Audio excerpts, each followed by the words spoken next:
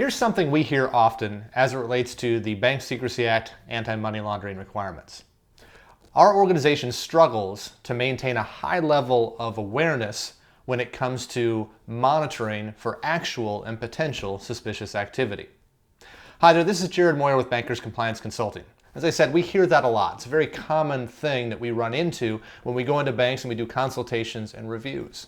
So what can we do to help create and then on an ongoing basis maintain a certain high level of awareness when it comes to being able to monitor for potential and actual suspicious activity?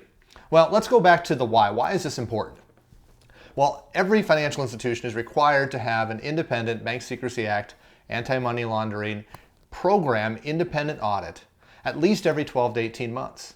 And one of the boxes that they have to check when they do the audit is that they have to make sure that the organization is able to demonstrate that they can both monitor for actual and potential suspicious activity. And they have to do it through the documentation of paperwork. In other words, I need to see this activity coming from the lending department, from the tellers, from operations, from the various areas within the organization. So how can we create and then maintain a certain level of awareness there? Well, you've got to spend time. That's one of the ways to mitigate risk in that area. But I think more specifically, let me pass something along that we've provided to organizations that's really helped them out as they move forward in this area.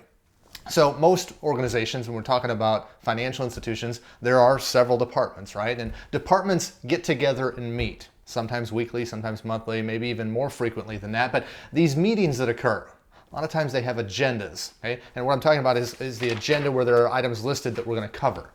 Well, one of the recommendations that we make in order to maintain awareness over the long haul as it relates to being able to identify and report potential and actual suspicious activity is make BSA AML, and more specifically, suspicious activity, a standing agenda item. Now, that's going to require the persons leading the meeting to make sure they're intentional about having that discussion.